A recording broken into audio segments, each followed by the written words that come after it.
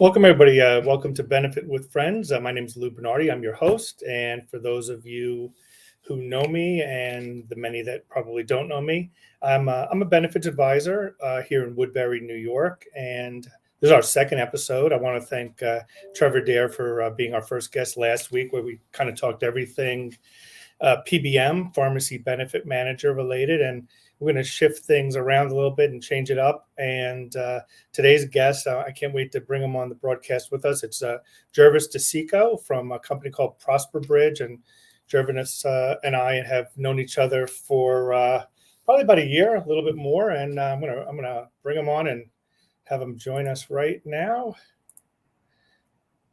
Welcome, Jervis. How are you today? Doing great, Lou. How are you? I'm doing terrific. Thank you for joining me. Our second episode of Benefits with Friends. So I forget where are you joining us from today? I live in the Denver area. We're in a suburb south of Denver called Highlands Ranch, Colorado. Oh, awesome. How's the weather there today? It's nice. It started out a little nicer than it is now in terms of sun, but Okay. it's about 50 degrees. Awesome. Oh, Yeah. Wow. It's warmer than New York. Yeah, we do pretty well here, actually. Oh, good for you. So I made a real slight introduction there. Tell us about yourself. Tell us about prosperbridge, and then we'll get into some conversation. Yeah, my background is in finance. I'm one of those weird kids that when I was in middle school and people asked me what I wanted to be, I said I wanted to be a financial advisor, which was mostly a function of my stepdad being a financial advisor and my dad being in the mortgage industry. But I got to college and was completely bored by economics classes, so I ended up majoring in some other things. But when I was engaged and it was time for me to find a career, I went right back to finance and have spent, about 15 years now in finance. First as a personal financial planner, discovering that the system really doesn't work for most people. You've got to already be in pretty damn good shape to have a financial planner, even have products that can help you. And so that's what led to the creation of prosperbridge, which is the organization I co-founded. I'm the CEO of, and we help employers empower their people to make progress in whatever area is most important to them and lay that financial foundation that will make progress more accessible and easier in the future. You can take everything. Oh, hold on. I got an echo here. Hopefully that's better. Yeah, you can take everything that you just said. First of all, I also thought I was getting into finance. I graduated St. John's with a finance degree in '89, just after the stock market had crashed, and those dreams quickly whittled away. And I actually ended up working in a controller's office of a large medical practice in Manhattan. So it was great. A couple of years spent there, really getting some inside behind the scenes look at the healthcare industry. At the time, I had no idea I'd be getting into and joining my father in the benefits world. But all of the things that you just said, you can take out, financial wellness and talk about, healthcare, health insurance, right? It's all the same challenges. They're just another set of financial challenges that both companies and people are subjected to, in this crazy world where just things are spiraling out of control a little bit. So when did you start prosperbridge? About how long ago? prosperbridge technically started last year, March of 2020. Great time to start a business. Yep. And but it has been in development for 4 years. Right. And it has a predecessor called Benefits Impact Consulting. Okay. Which is still actually technically the corporate name behind prosperbridge. So Gotcha. Yeah, it's been a long time coming. I've been thinking about it in some form since about 2010. Yeah. Wow. We have a lot of similarities because, as you know, I've been in the benefits world for about 30 years, but it wasn't until about 5 years ago that I took off my general agent hat, where I was essentially, broker's broker, helping companies, find insurance solutions. And then there was just, not a lot of satisfaction in that, because I just realized that we weren't serving the needs of the people, focusing exclusively on the insurance. It was kind of a difficult reality to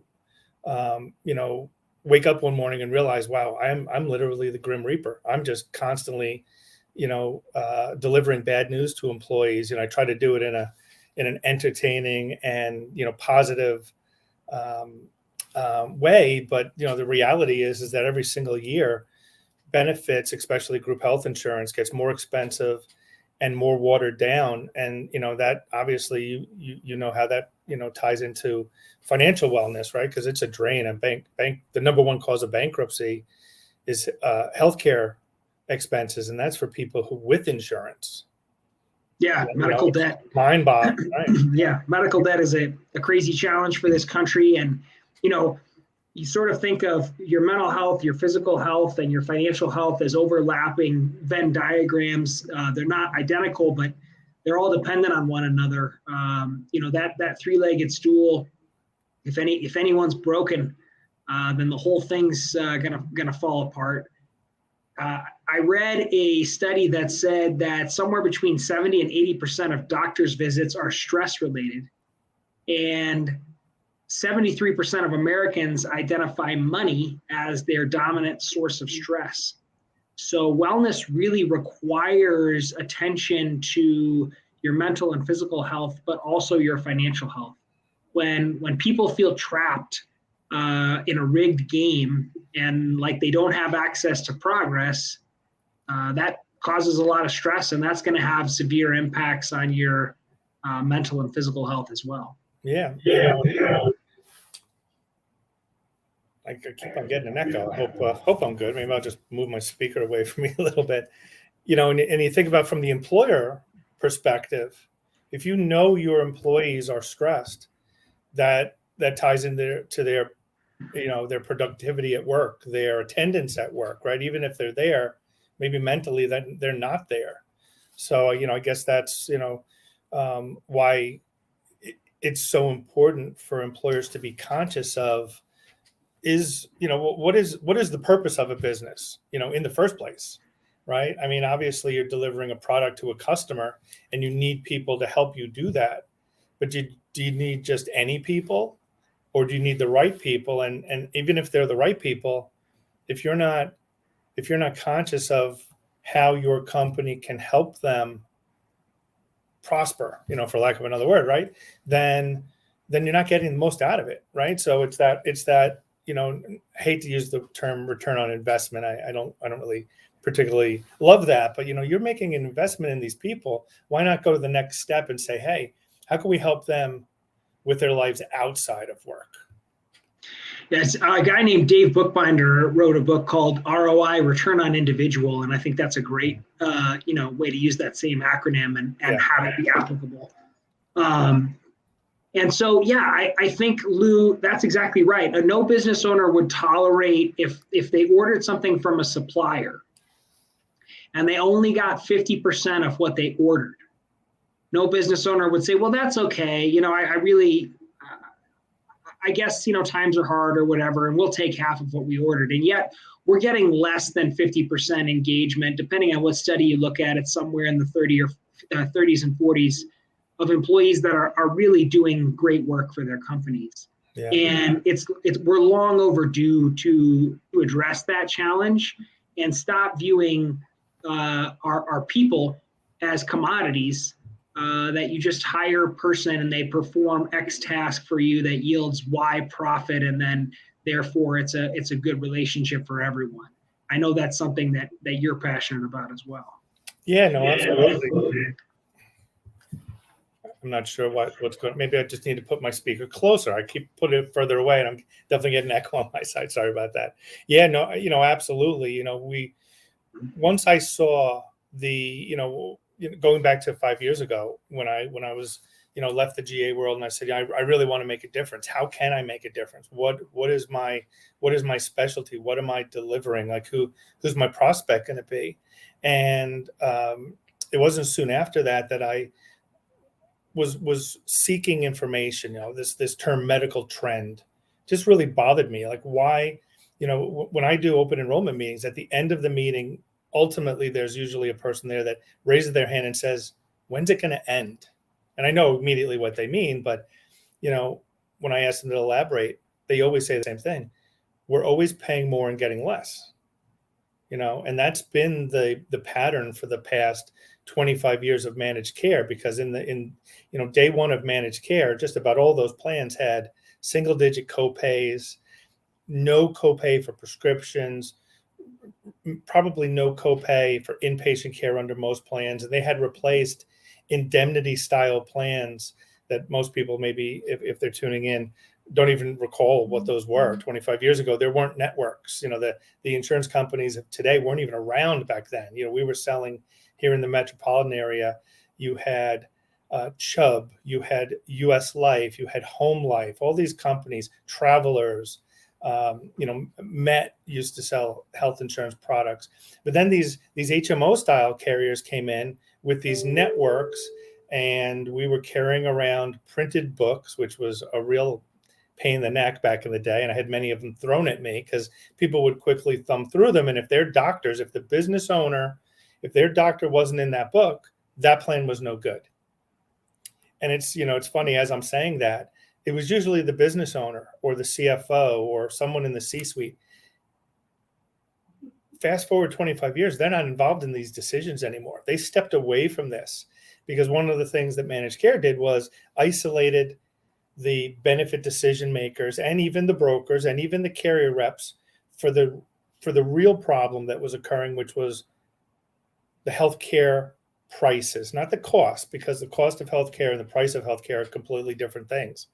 It's what the facilities charge. Now that's only important to the extent that that might be partially a write-off to the facility, but it's what the insurance carriers agree to pay, those network contracted rates.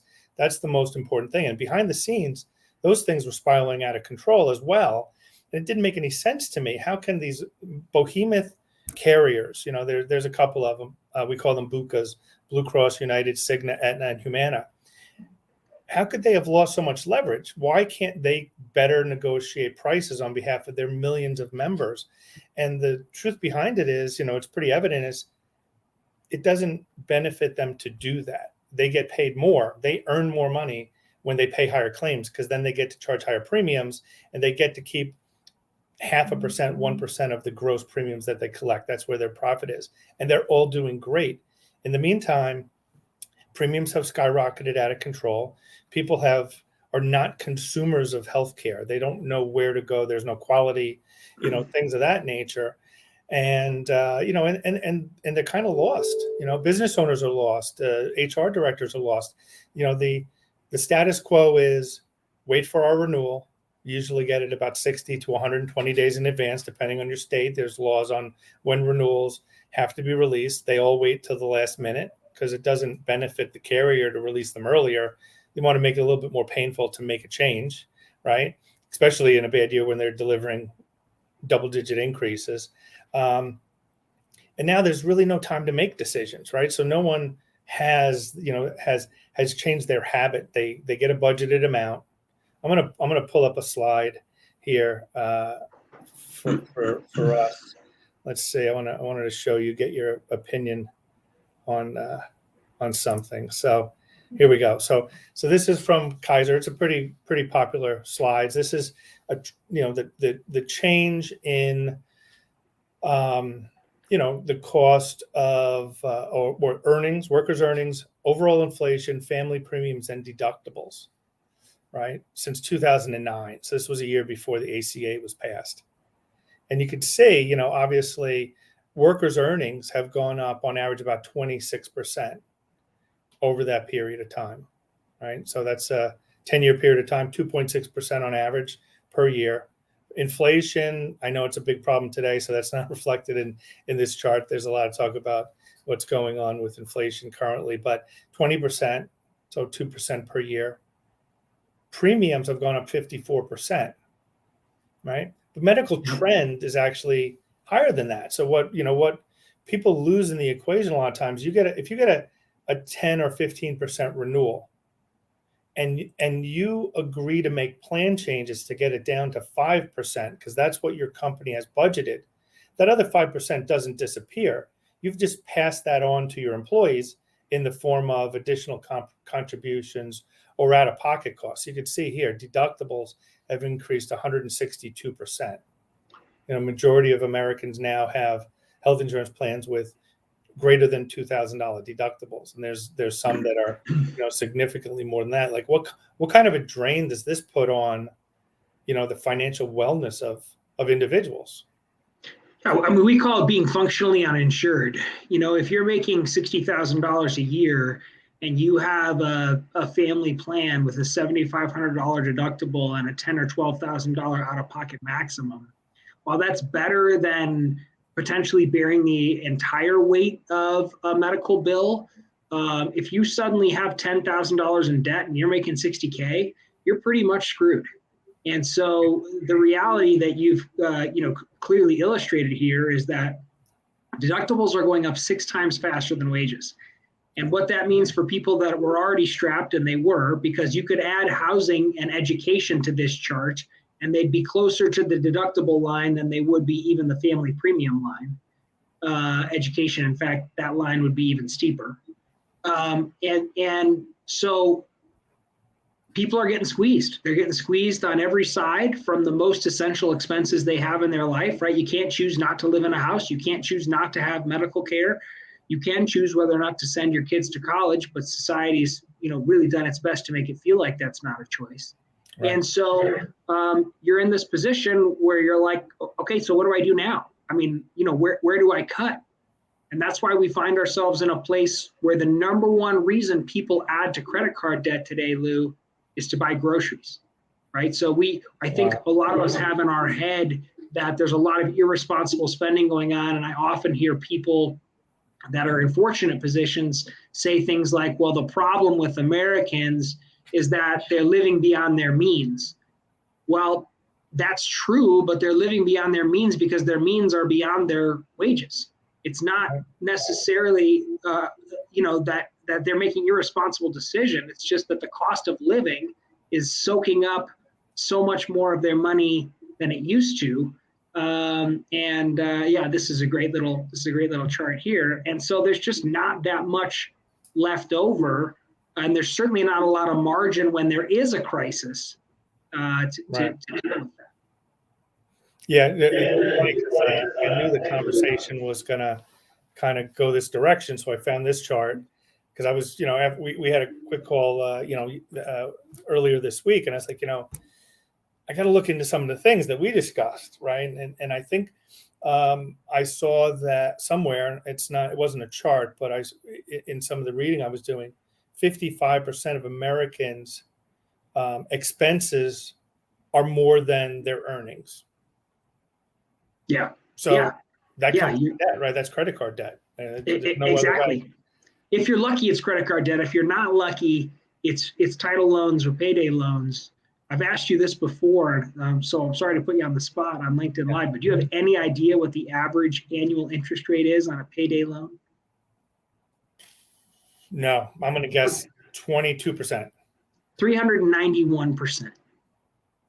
So credit cards are for the lucky, right? If you don't have credit and you have to access cash somewhere else because you've got more month than money or you've had a crisis, you're going to find yourself in a permanent cycle of debt because the debt itself is so expensive that you're going to have to keep adding debt just to pay the service on the debt you already have. And a majority of Americans are stuck in these debt cycles, whether through credit cards or something worse, where they just keep enriching the financial companies by spending more than they have. And again, it's not necessarily because they're making irresponsible choices. It's because in a lot of cases, it's just really hard to avoid spending more than you're making. Yeah, it's so troubling. So explain that type of debt. Where do you go for that debt? So you're not using your credit card. Work that out for me. That 300 and would you say 90%? 391%. How does that work? You're borrowing from you who? go to a payday lender, right? You don't have credit good enough to you don't have a credit score that's high enough to access credit from a credit card company, which maxes out at 30%. So you go to a payday lender, and not only are you going to pay a high interest rate, but you're going to pay fees on top of that. Wow. And when you add together the interest rate and the fees, you end up with an average annual rate of 391%. I actually carry in my briefcase with me an article about a woman in South Carolina whose car broke down. She needed to get it fixed so she could get to work. It was a $1,500 repair. She Googled how to get a loan if you have bad credit, ended up with a $1,500 loan that over the course of 11 months, she paid back $2,992 on, which is a 298% interest rate. Wow. So here you have someone that was already in a tough spot financially, and they essentially have to pay twice the cost of their car in less than a year in order to keep going to work. Right. That's not sustainable. People are not going to be able to absorb those kinds of financial burdens, more than once or twice without everything collapsing. Right. And it's not just the individual that's forced to take that step. It's their entire family, right? Yeah. So this is not an individual problem. These are problems with families and future generations, right? I would assume some of that debt doesn't just go away either. No, you got it. And that problem comes to work with them too, Lou. I mean, if you're financially stressed, you're 6 to 7 times as likely to be clinically diagnosed with anxiety or depression. You're 9 times as likely to have strained relationships at work. You're twice as likely to quit and find a new job. And so employers really have a lot of motivation, whether they know it or not, to help their people deal with this problem. And what's interesting is that millennials and Gen Zers are overwhelmingly actually saying to their employers through surveys and feedback very directly, this is your problem. If you're going to hire me, you have to not just pay me, but you have to help me convert the resources that you're giving me, cash and otherwise, into the outcomes I need and want, or this is your problem too. And so that's a big shift in mindset from previous generations like yours and mine that said, pay me as much as you can. And if you don't, I'll even go somewhere else. And it's my problem to figure out how to turn that income into outcomes. That's not what younger generations are saying. And employers are starting to understand that if they can't help solve this problem that's gotten more complex for a lot of the reasons you pointed out, right? 40 years ago, the 2 core benefits that we talk about now with employers are medical insurance and retirement plans. Well, 40 years ago, chances were good if you were working for a reputable company, you had first dollar care on the medical insurance side, meaning no deductible, as you pointed out, and you had a pension. Well, those things are gone.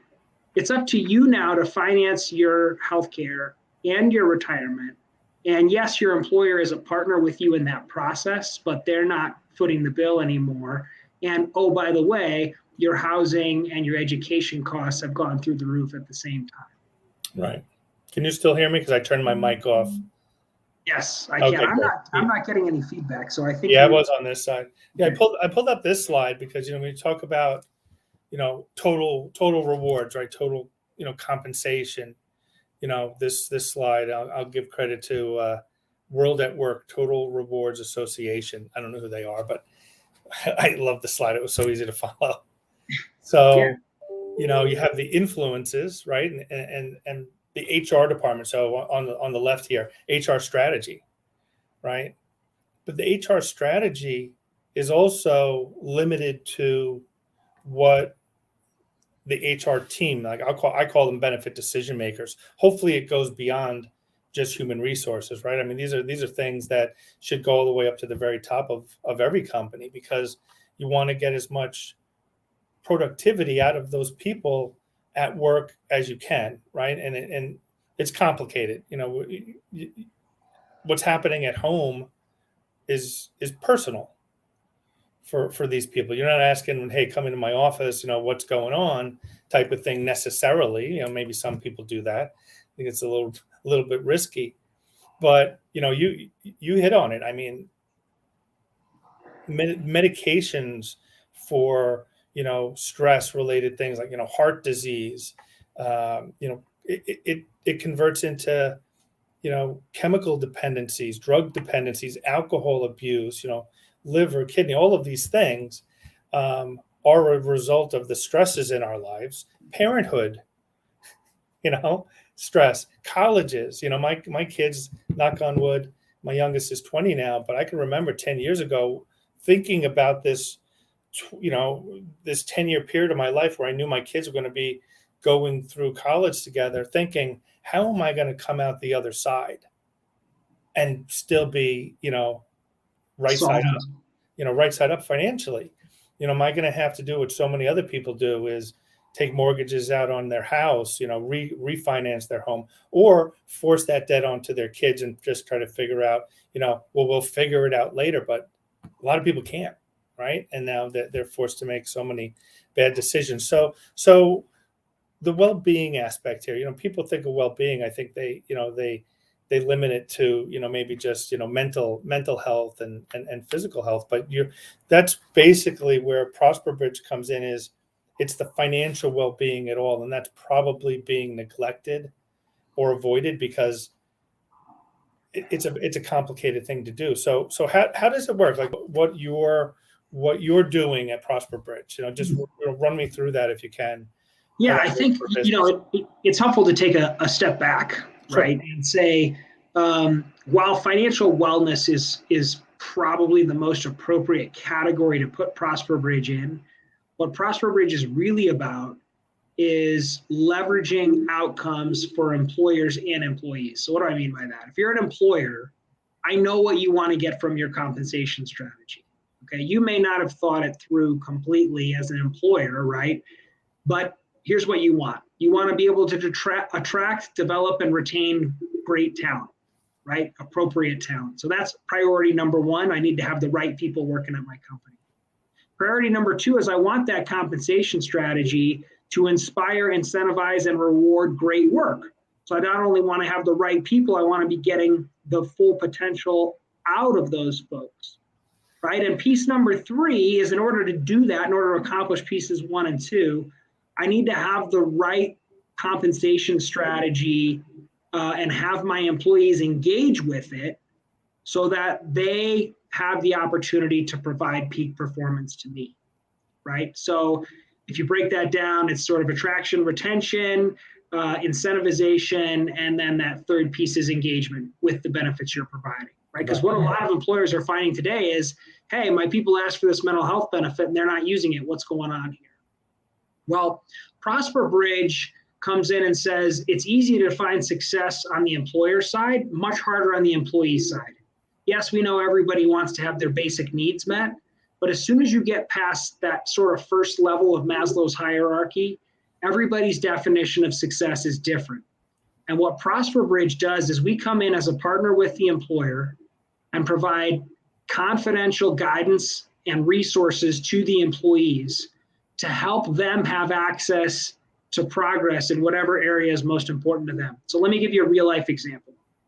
We're working with someone who right now is dealing with depression.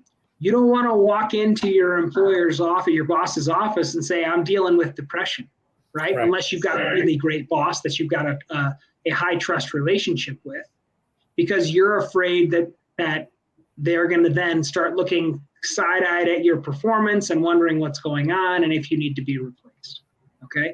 So you're dealing with this challenge. What ProsperBridge would do, we meet with you every month, by the way, so that's part of the process. You get 30 minutes on the clock with what we call a personal prosperity assistant, is we'd say, okay, your mental health is your core challenge right now. What resources does your employer provide to you that can help you improve this at little or no cost to you? So whether that's an EAP or a partnership with a program like BetterHelp.com or any other of the number of mental health programs that are starting to proliferate among employers, we're going to help you leverage that resource and understand its value. If you don't have that or that doesn't work for you, we're going to help you find local assistance in the most cost-effective manner possible. or a solution that does work for you. We can get you on a low-cost membership that gives you unlimited telebehavioral health. So ProsperBridge is not just about money or budgeting. We help with those things, saving, debt elimination, all that stuff, right? Because a strong financial foundation always empowers progress. But it's about whatever is that blinking red light issue, whatever is that pop-up window in your world that you want to take care of, that you want to address, that area where you want to make progress. We're going to help you find the most efficient path to doing that. That's amazing. That's amazing. And what would, what message would that tell an employee, right? Is that, my employer, my company cares enough about me to help me with these things that go beyond just the time that I spend at work, right? And especially, I guess, in this remote work world, work world that we live in, more and more people aren't even able to leave their home, which is where ultimately a lot of stress, originates from, right? They're still in the middle of it. There's still a lot of people with young children at home that aren't in school, and right, and they're reminded constantly about their home and their bills, and and they see them on their desk. So it's probably worse now than it was, perhaps even 2 years ago, pre-COVID. So a lot of the stresses, right? There's a lot of people. Oh yeah, far worse. Have you seen stats on that? I mean, is there's great. I mean, you can Google the burnout pandemic or the burnout epidemic. 2/3, almost exactly 67% of employees say that they feel much more stressed than they did pre-pandemic. The mental health decline is well documented. What's fascinating to me, Lou, is we were founded in March of last year, and my expectation was that during the pandemic,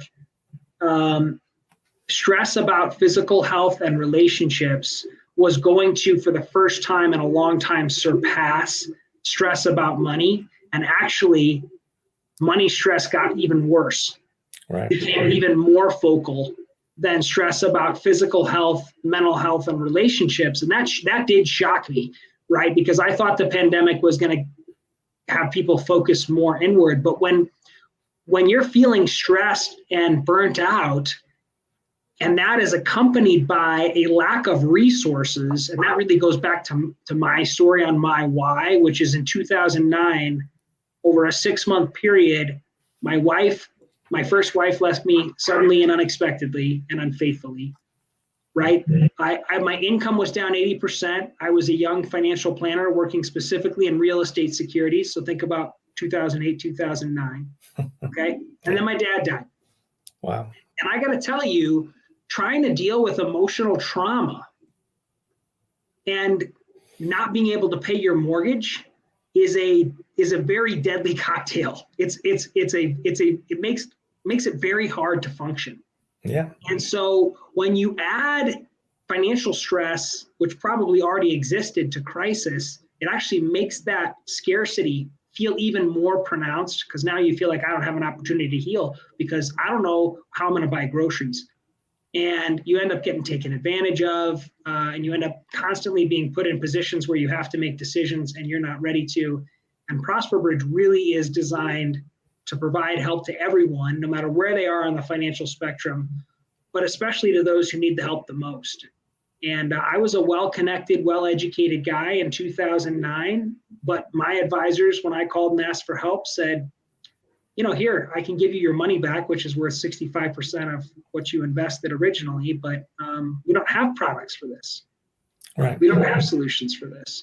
And so what I love about what you do is you're coming at this from the same perspective I am on the benefits side, which is how do we not just tackle some of these cost versus price issues, and I love how you laid that out earlier, the healthcare costs versus healthcare prices.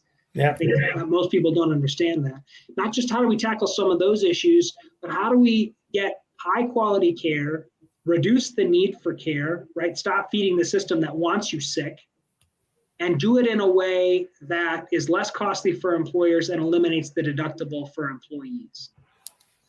Yeah, it's and we've spoken about this, in the past. Is what I discovered was that the way to control the cost was to enhance the benefits and the care for the members, and the net result is that we're able to help, especially the most vulnerable of people within the population, right?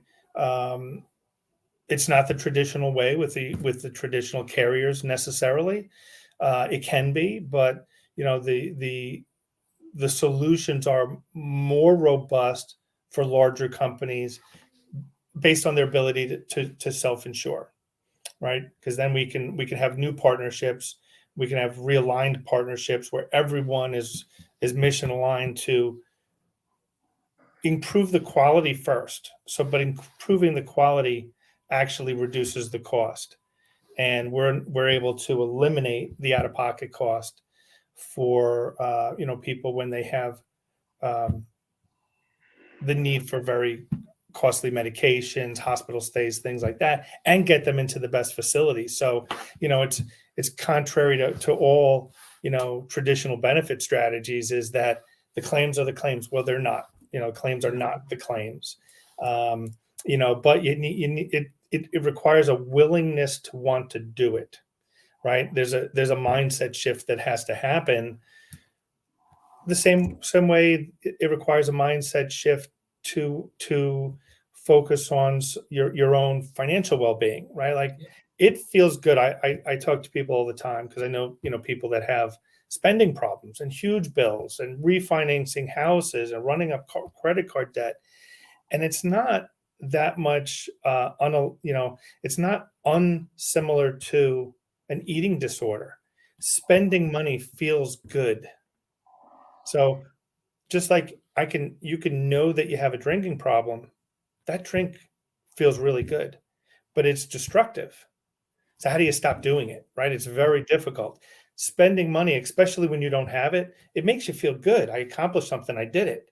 But when that Yeah. bill comes in every month, that is painful, Yeah, right? the very feelings of shame and inadequacy that credit card bill causes are satiated by using that credit card again, and the financial system is very aware of this, right? Sure. We've talked about inflationary challenges, but what about systemic challenges? We're advertised to on a scale that no generation prior to us has ever even come close to.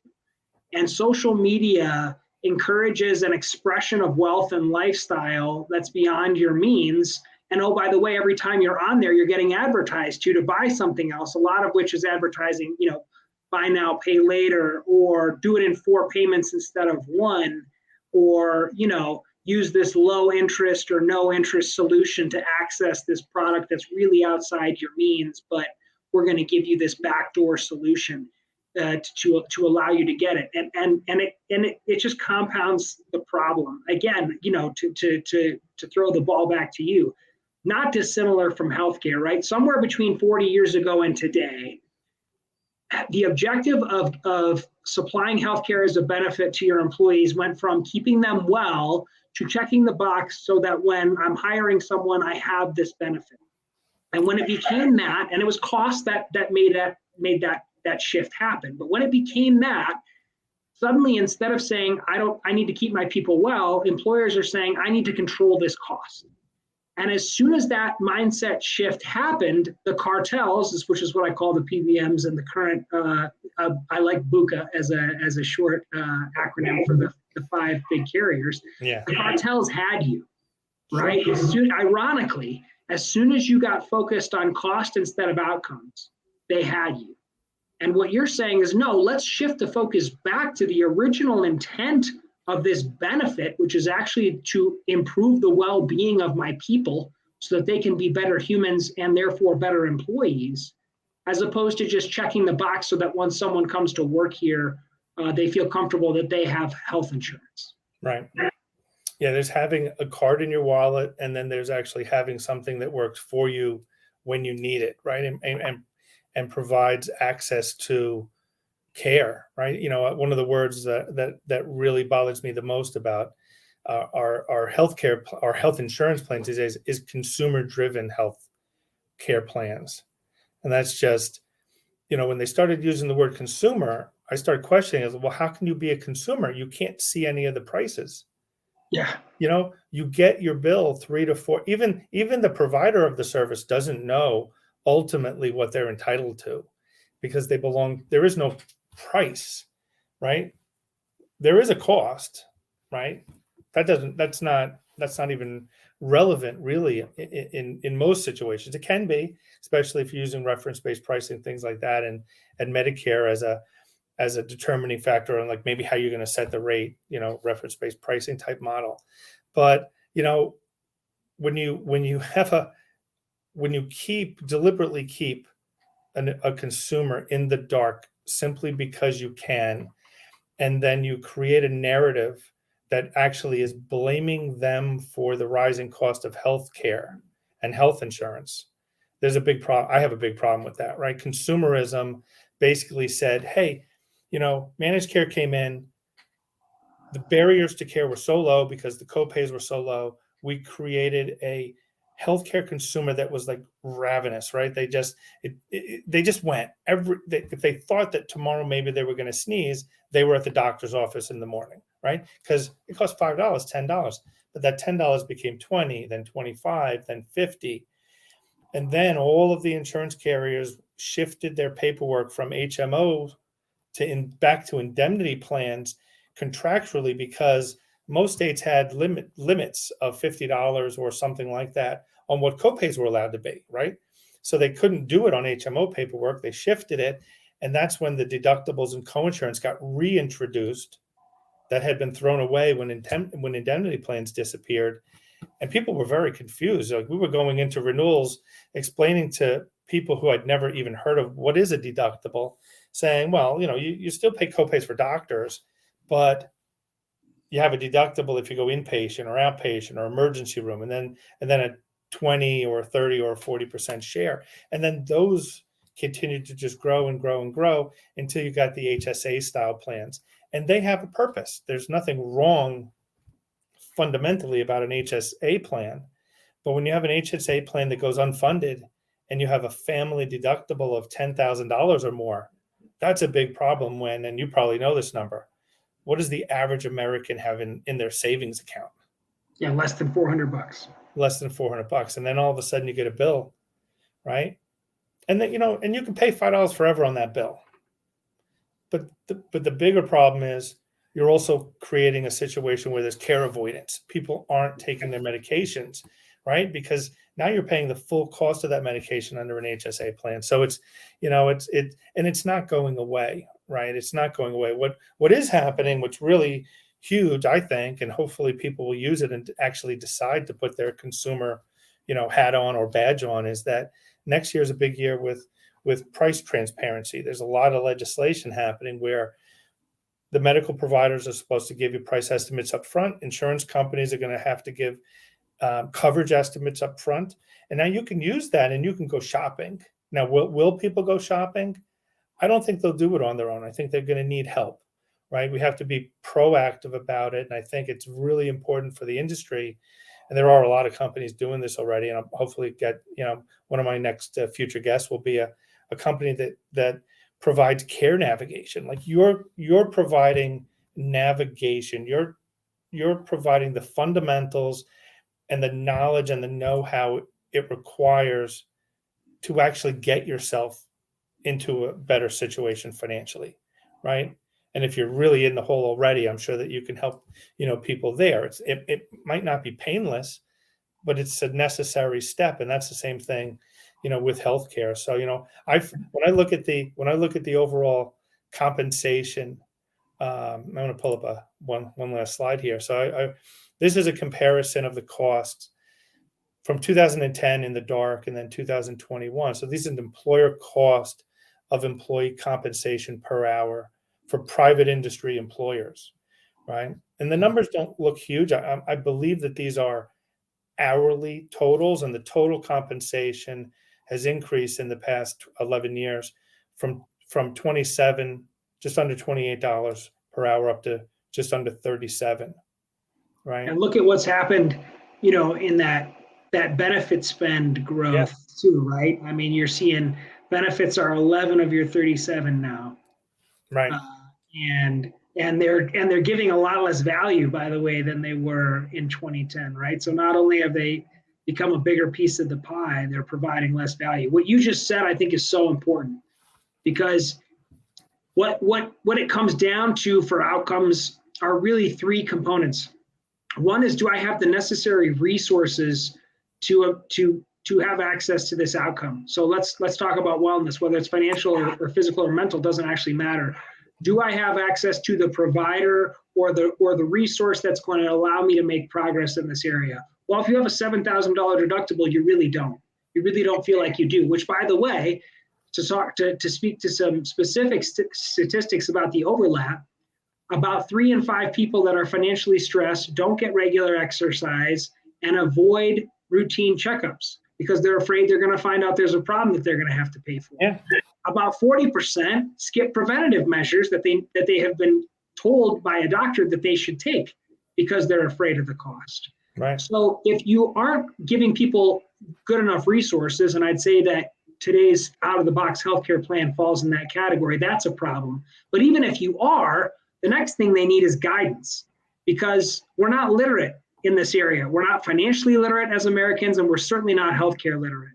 So you need good resources, but you also better have good guidance. Otherwise, you're not going to know, and you talk about this all the time, the difference between going to the emergency room, 2 miles away, or going to the urgent care that's a mile away, or even getting surgery at hospital X or hospital Y, and the huge differences in price at those locations.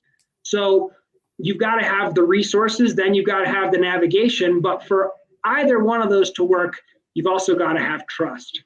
And right now, both the financial system and the healthcare system have proven that they're not worthy of our trust. And that creates a whole other barrier to progress here that you and I are trying to solve, right?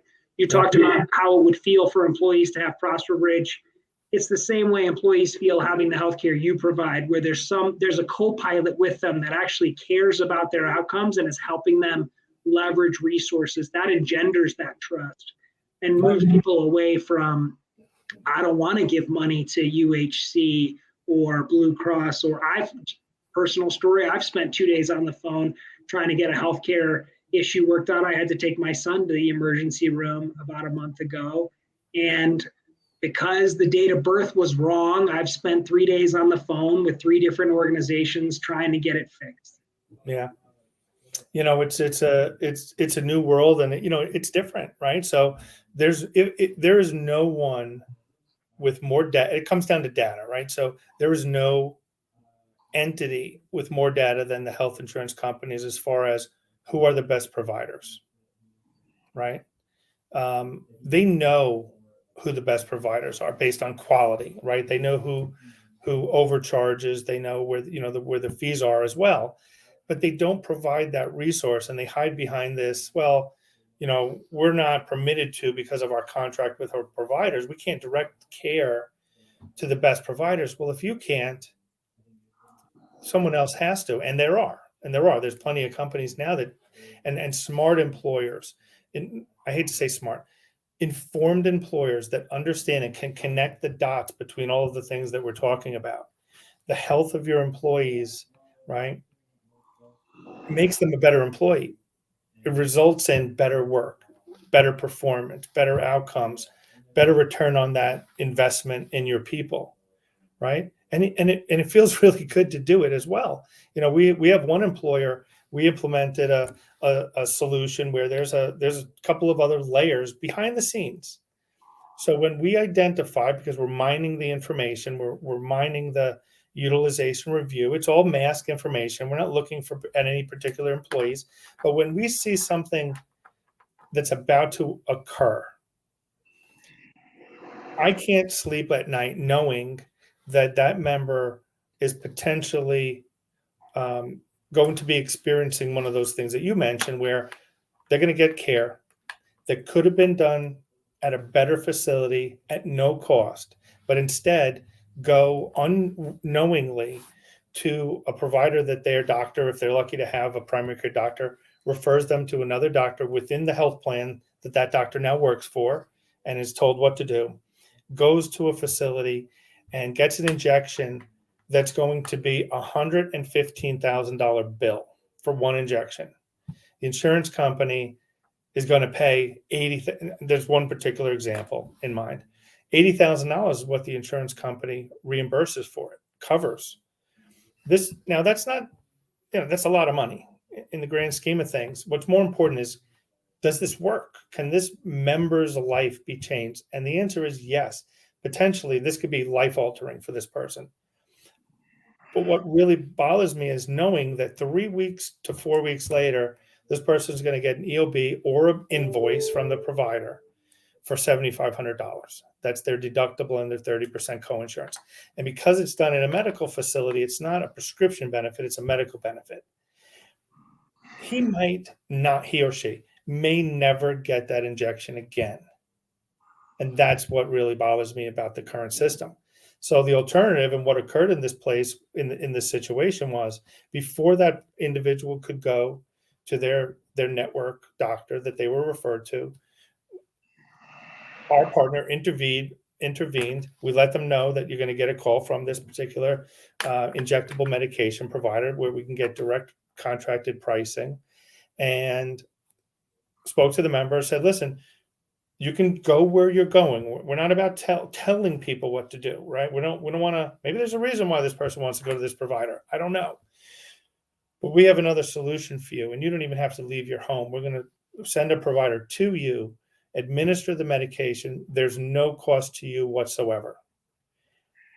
What we don't tell the employee, but what's really important for the employer, is that the net cost was, for the 2 injections that this person was going to get, we saved $100,000. We were able to secure the exact same medication for a total of $60,000 instead of the $160,000 that the BUCA would have paid for that. And now that member, if this works, and I'm hoping that it does, can continue to have that medication. And that's what healthcare should be, right? Isn't that what healthcare should be? That's what it should be, and that's what those are the outcomes that employers should be seeking. I mean, I'd like to. I know we're getting close to time here. Yeah. My closing thought is this, Lou. I think ultimately, what this really comes down to is courage. Sure. Okay, because you and I have clearly laid out, and people much smarter than us with much more resources than us have clearly laid out all the reasons why you have to build compensation plans that actually incentivize the outcomes that you want for your stakeholders. And right now, both healthcare and the financial system, and by the way, most financial wellness programs and retirement plans, I don't have time to dig into that right now, but those systems are actively working against the best interests of your people. So if you don't have the courage, and I empathize, right? I'm a business owner that is planning on growing his business 10 times in the next year. So I empathize, right, with the hesitancy to make these huge strategic shifts. But if you don't have the courage to switch to a system that incentivizes better outcomes for everybody, then you are going to be trapped in this endless cycle of worse outcomes, higher benefit costs, less satisfied employees, and ultimately you're going to lose the war for talent and profit. Yeah, no, and just like financial wellness and healthcare, you might not be feeling it today, but 5 years from now, if your benefit costs, your overall benefit cost increases by 60%, what kind of a strain is that putting on your company? You can't wait till then to address it, right? You need to start exploring the options today, implementing the things that make sense, right? So that you can have better solutions tomorrow. I think I'm in the process of writing a book, and if I ever get done with it, it's going to talk about the consumer. The consumer needs, in too many aspects of our lives, we treat ourselves like spectators, like we're going to a baseball game and sitting in the bleachers and watching everybody else play with the money that we spend. And my parting message is that you need to get in the game, right? You need to put a uniform on. You don't even have to be a player. A lot of the times what we discover when I do it, when I was writing the book, is there's no manager. There is no one managing your healthcare spend right now. there's no set of eyes that are saying, hey, what can we improve? How can we control this cost? And, in a lot of ways, there's the same thing happening, personally for a lot of people that, out there, and a lot of people that we know financially. So I really want to thank you for, joining me today. It was a great conversation. I hope it was worth your while. It's only a second show, so I'm learning, but I think it was a great one. I really appreciate it. Thank you so much for your time today. Yeah, Lou, thank you so much for having me on. It was an absolute pleasure, and you're doing great work, and I'm happy to support you anytime, brother. I appreciate it. I like the sign in the back. People over everything. You got it. Awesome. Shout out to Scott McGregor there. Absolutely, Scott. Two CCC guys. Take care, man. I'll talk to you soon. Have a great day. Thanks.